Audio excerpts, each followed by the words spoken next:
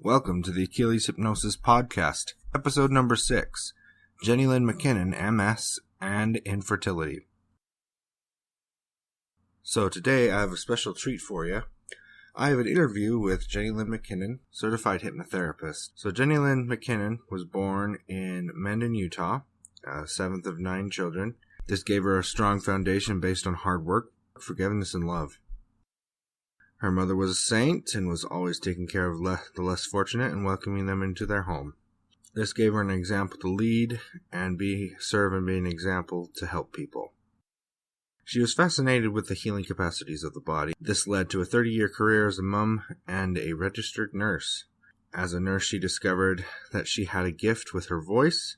She could sit with a patient, tell a story, and through the power of suggestion be more effective for pain control than a pill.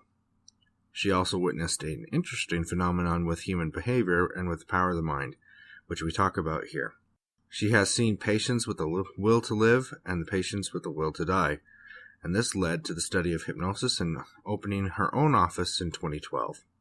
She is seen in many areas of her practice, including weight loss, addictions of all kinds, bedwetting, test anxiety, infertility, and pain management.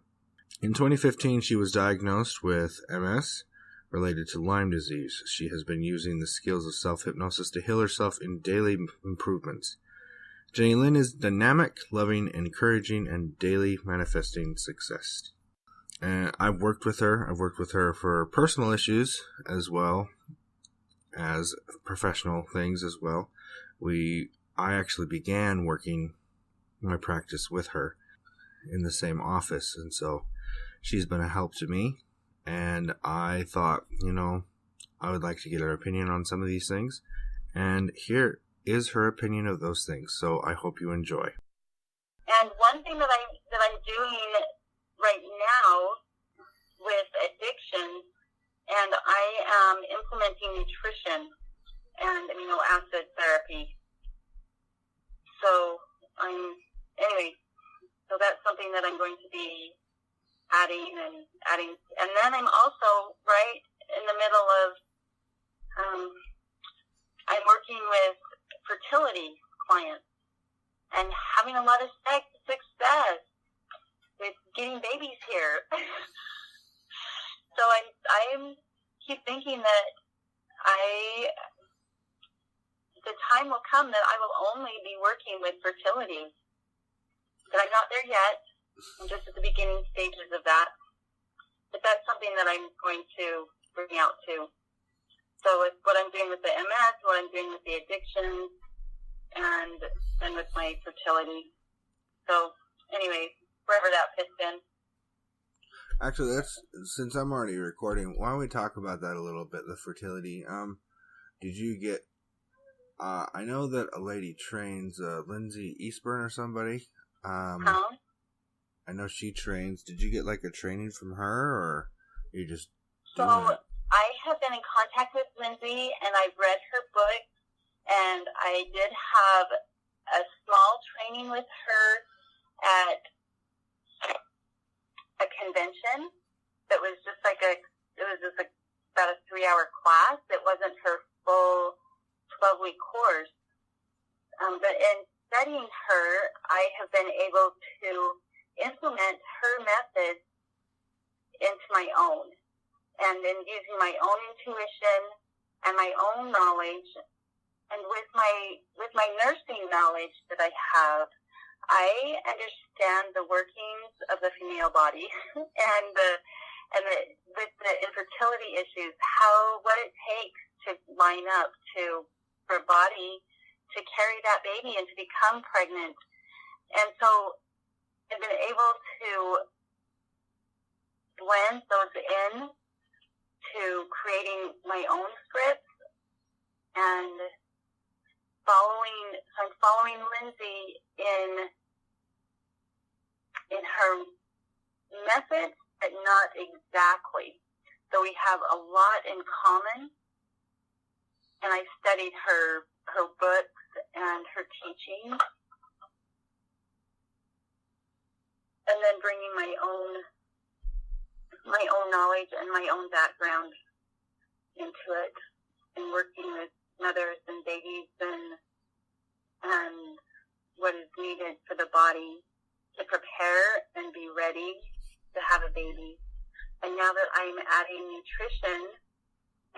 acid therapy into my practice, it even is having a more profound effect on clients, and we're getting results. And we don't have to be on an emotional roller coaster. So that's really exciting, and that is something that I'm feeling very strongly about and very passionate about, because I love helping people, and helping in the area of fertility is amazing to me.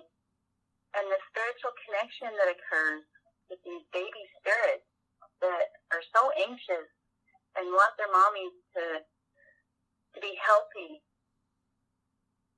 and prepared to bring them to full term into this life.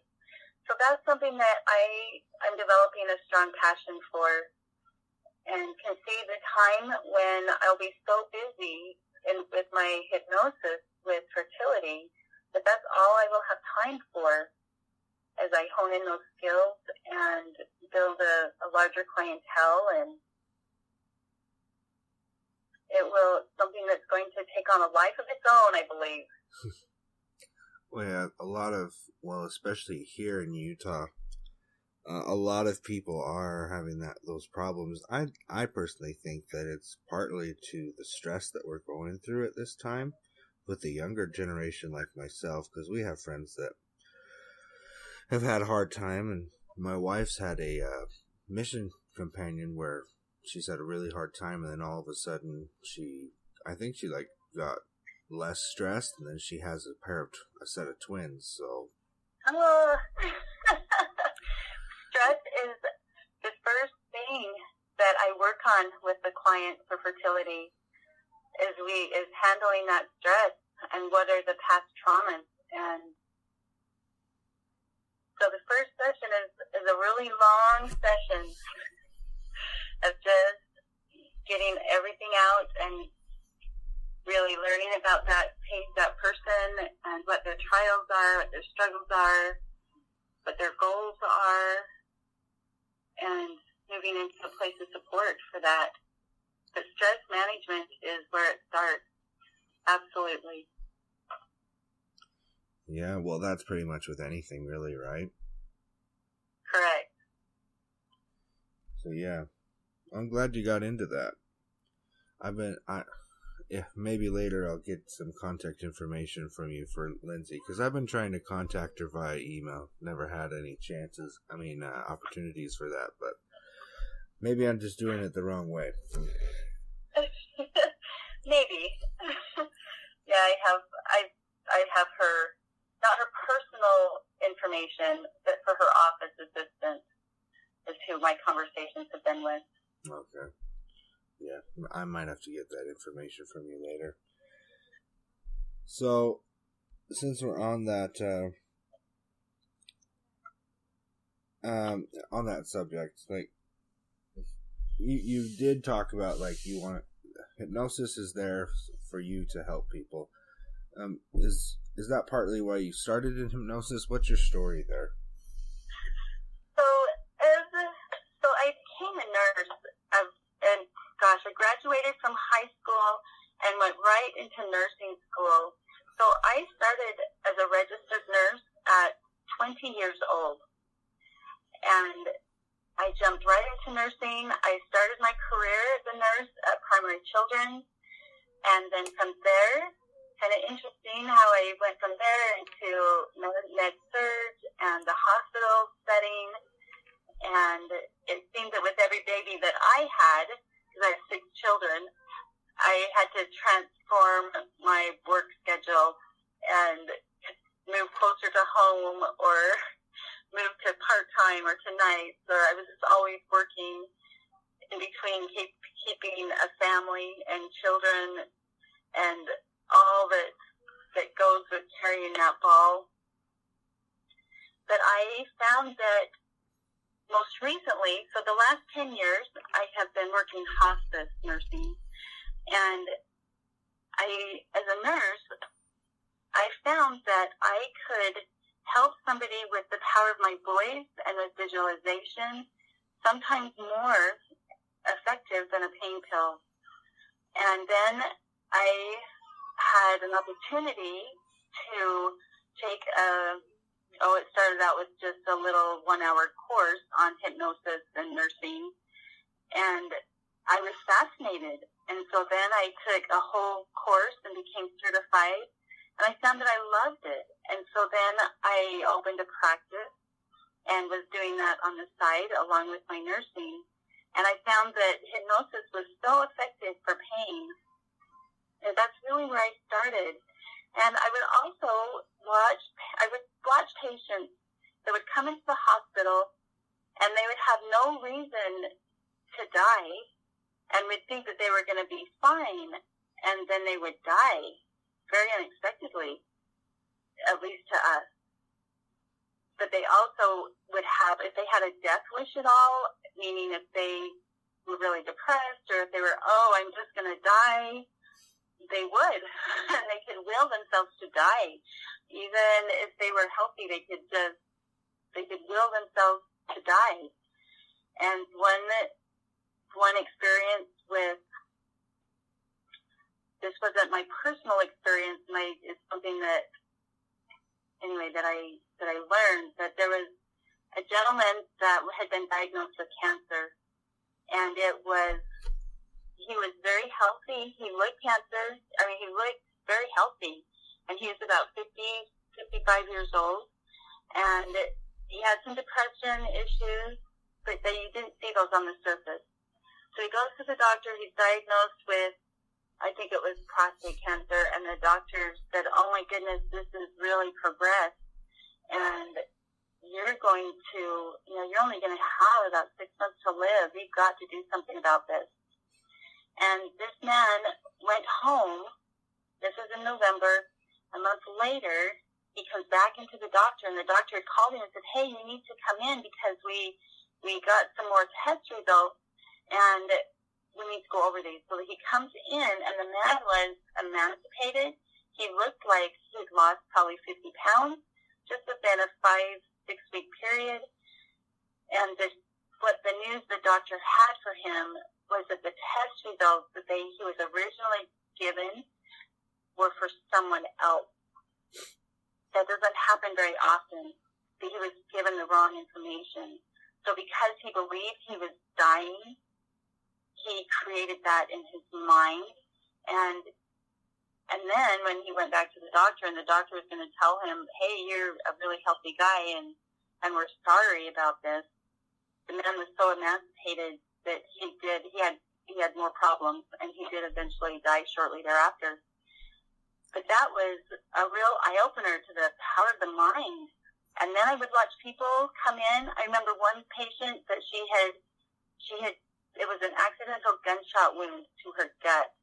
And this woman, we thought she was going to die, and she did several times.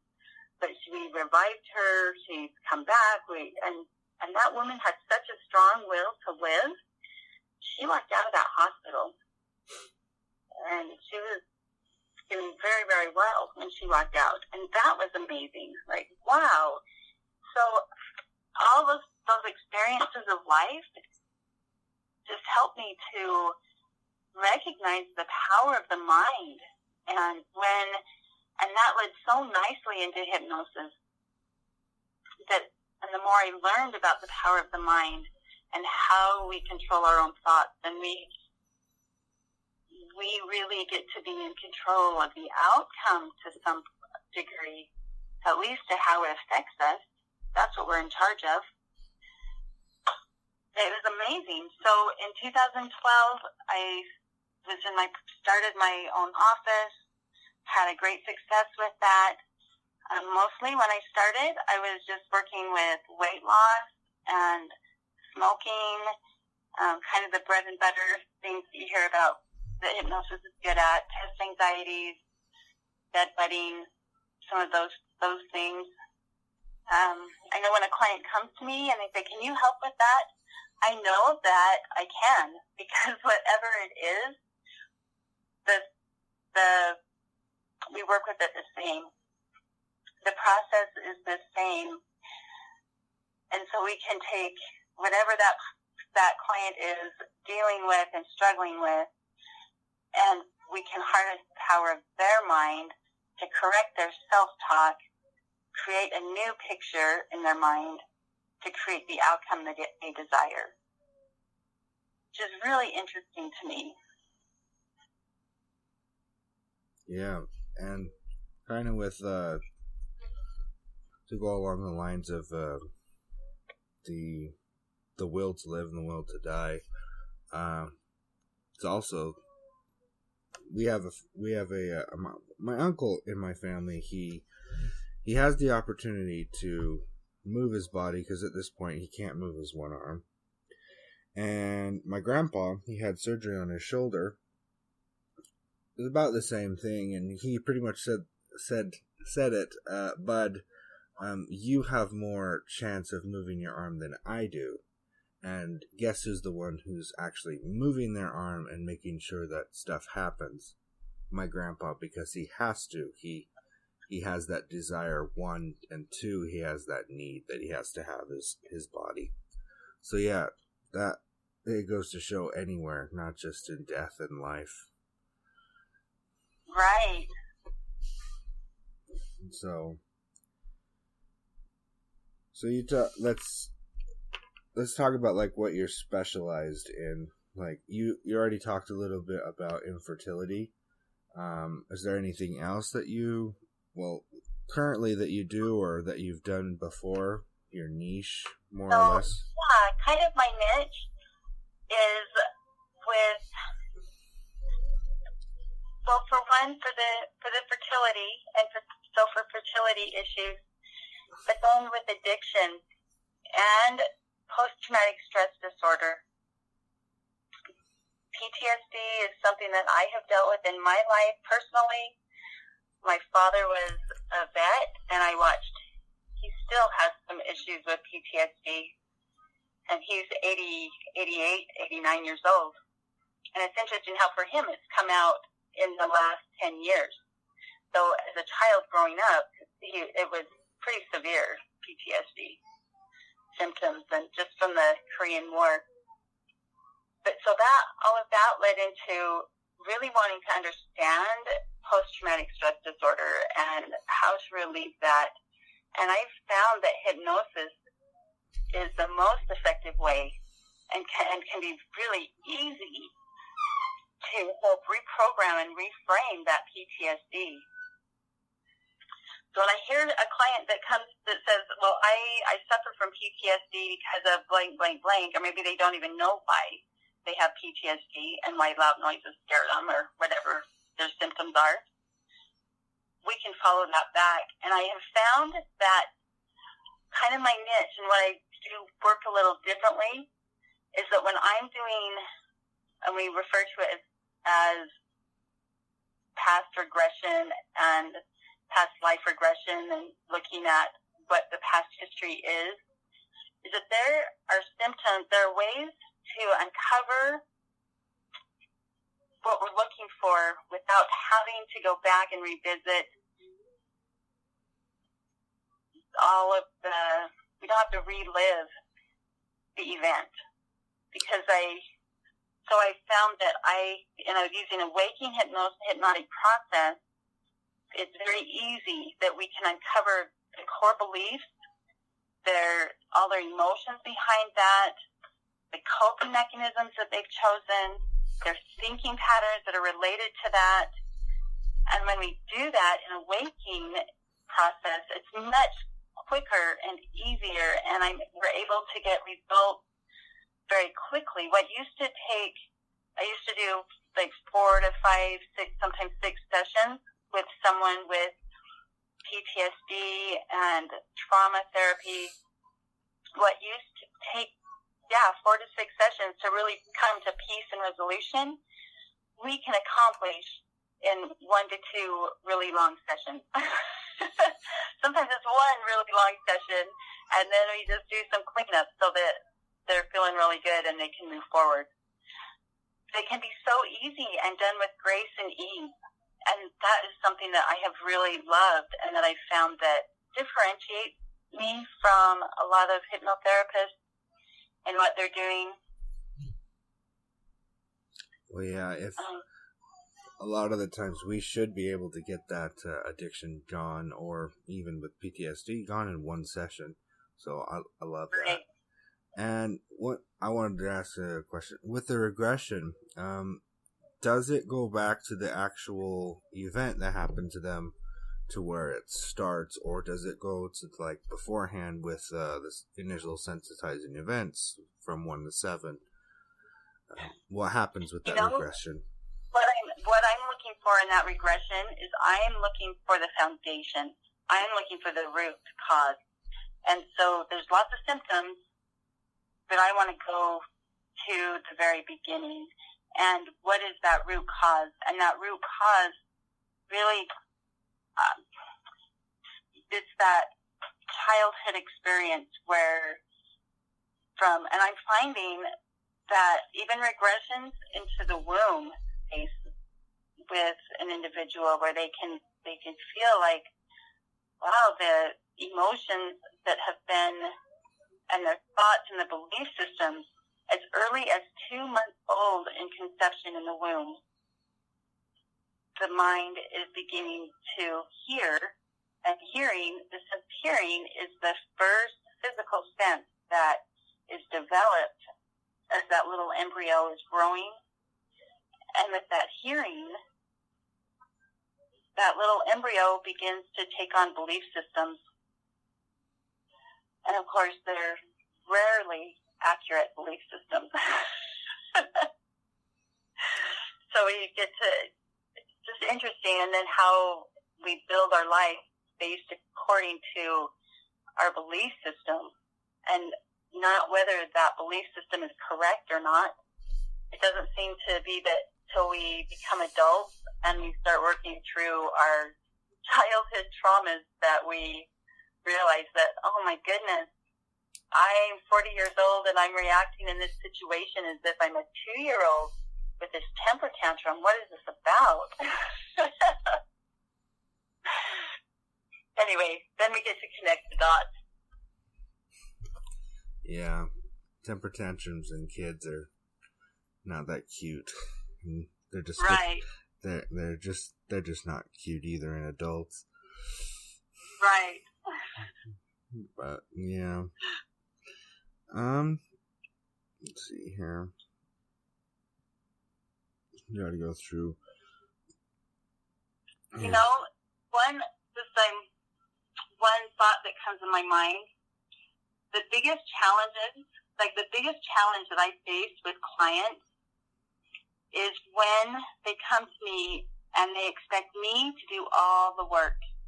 And they just think that it's going to be as easy as taking a pill and I am going to just fix their mind.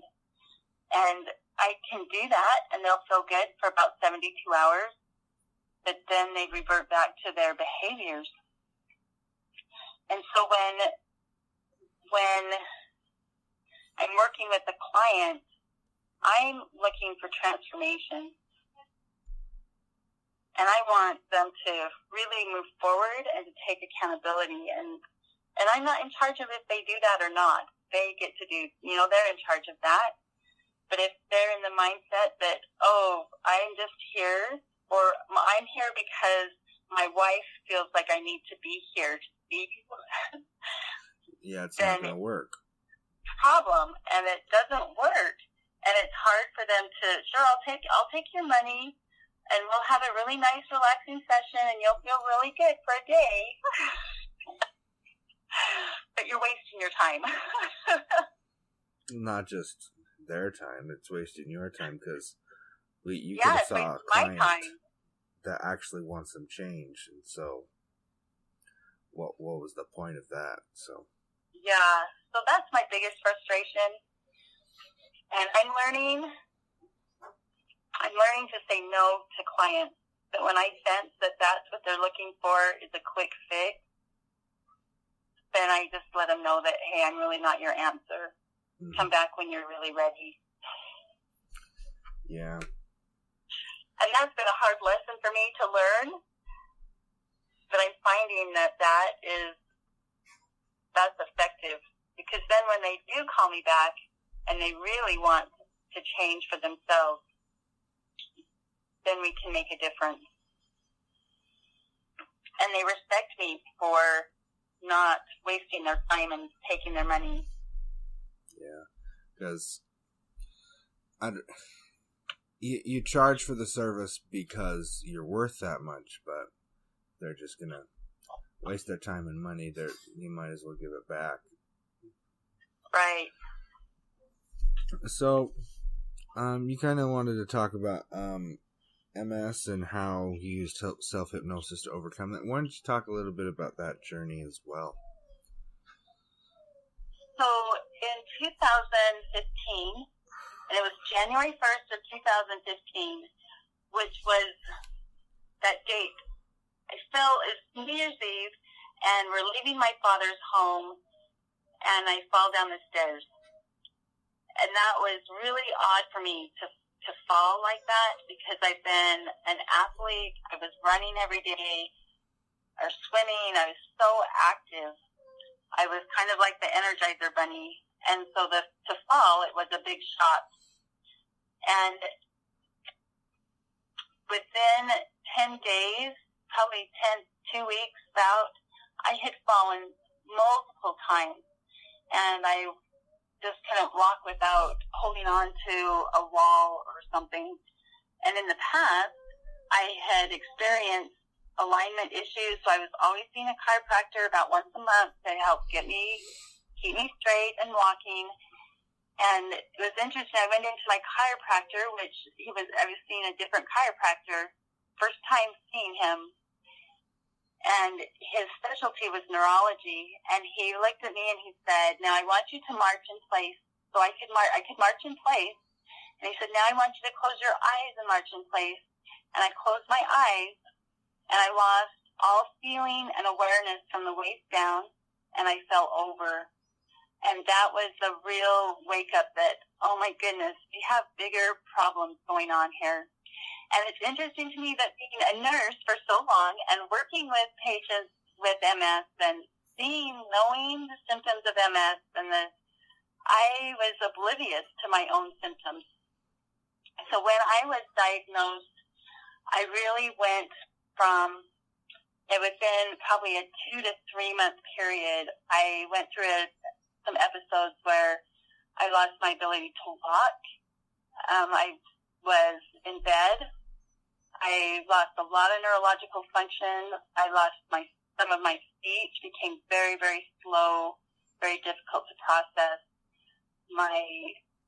I've been a piano player since I was 5, and I sat down to play the piano one morning, and I could not make my fingers and the notes connect. So that was really scary for me. And I remember laying in my bed and thinking, I had the thought, now I could stay in this bed, and I know that people would take care of me, and I would be loved, and I could just stay in this bed.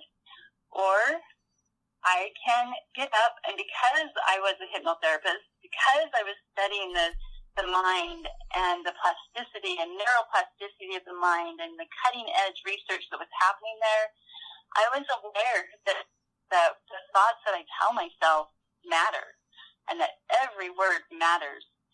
And I knew that I could have a different outcome, that I didn't have to end up in a bed or in a nursing home with MS like I had seen so many of my patients, because I was taking care of them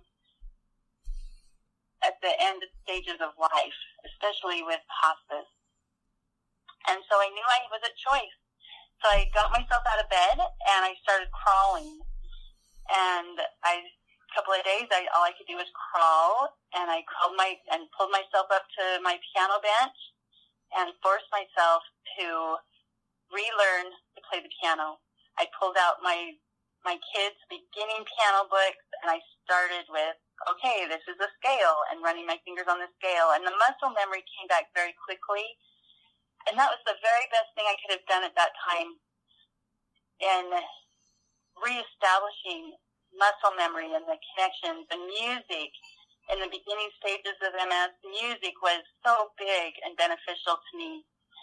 And then I also used, because I was a hypnotherapist, I knew other hypnotherapists, And I called a good friend and said, can you help me? And he did, and he helped me for about 6 months. I was seeing him once a week. And we went back to why is it that my brain and my body chose to create and experience this feeling of MS? And that was really interesting to uncover those secrets within me, experiences that I had forgotten, and put the pieces together. And then as I could see that, oh my goodness, I really did create this in my body through my own thinking patterns and desire to die, essentially. But it wasn't okay to die all at once. I was going to just take on this MS. And in that, it was also empowering that now I can change it. So where I'm at now is that there's about a year that I was not able to drive. And through using hypnosis, using the expertise of other hypnotherapists, because sometimes we can only do so much for ourselves, and we need somebody else to help us take the blinders off. And so I took advantage of all of my resources. And I also took advantage of the medical field because there is a lot of good in Western medicine, and I knew that I would need a combination of both. So I have a whole team of doctors, and I have the unique opportunity of not only having and experiencing MS, but also experiencing Lyme disease, which Lyme disease was the factor that set the foundation for the creation of MS. And they kind of go together in my body. It's been really interesting. And I've now, I'm almost 5 years past that. And the Lyme disease is in remission, and the MS is effectively in remission. And I was diagnosed with primary progressive MS. And one thing so I knew that on an MRI, I knew what a healthy MRI of the brain was supposed to look like. And when my neurologist showed me and was reviewing the MRIs of my brain, there were lesions all over. The report just said too many to count, and all they could count was the number of masses on my brain, which was about five different masses on my brain.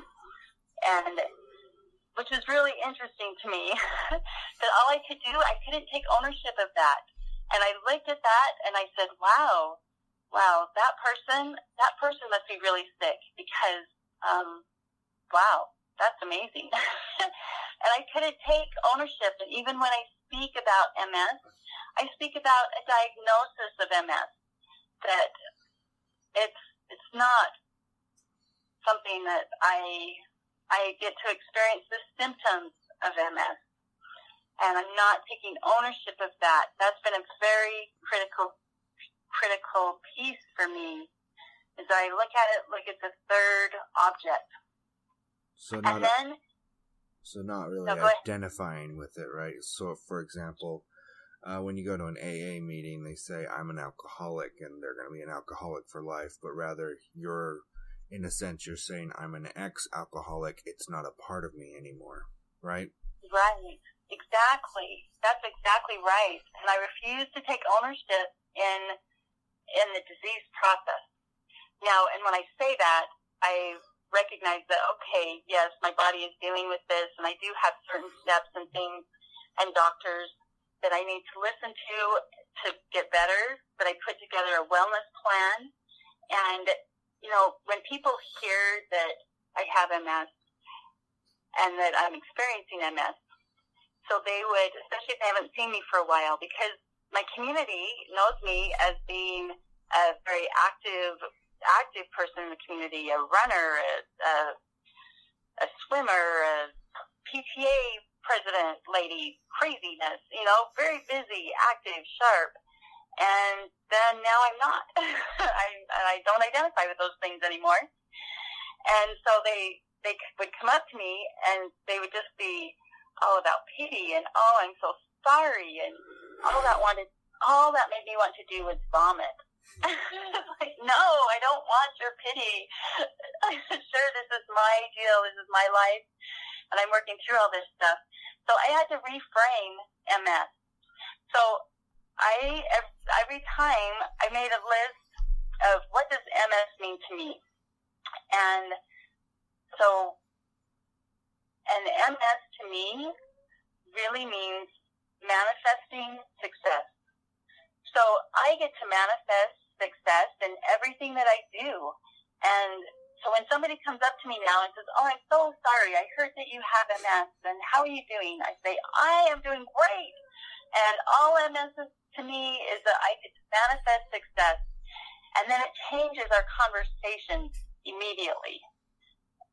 And that has been a huge breakthrough for me.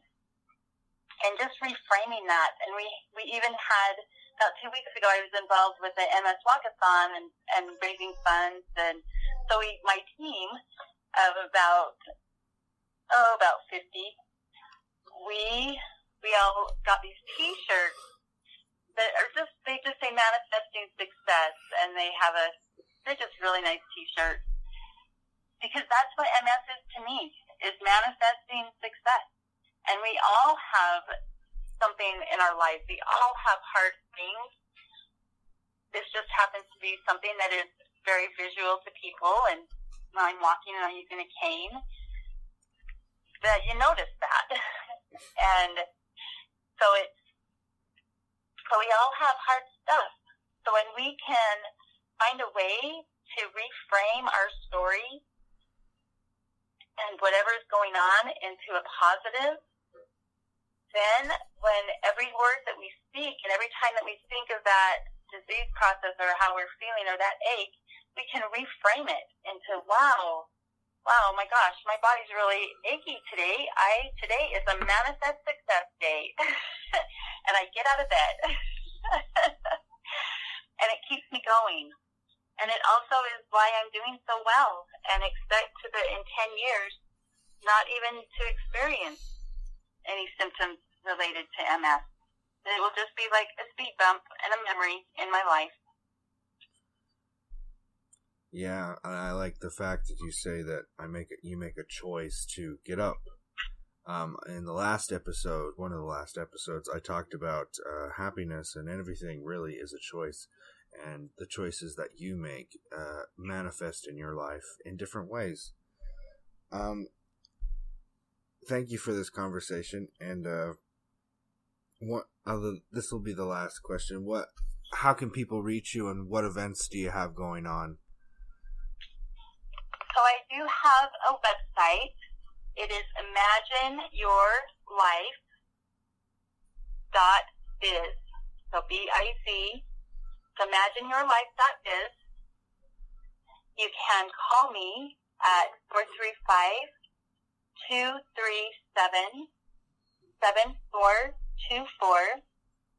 Again, that's 435-237-7424. And the easiest way to contact me is to do a Google search and just Google Jennilyn McKinnon Hypnosis, or I live in Brigham-City. So if you were to tag Brigham-City Hypnosis, I will be one of the first people to come up. There's several of us. And then you can also go to my website, and I've got pictures there and more testimonials, and it will give you a strong feeling for who I am, what I do, how I work, and the success that we can experience together. Yeah. Taylor, thank you so much for your time today. No, thank you.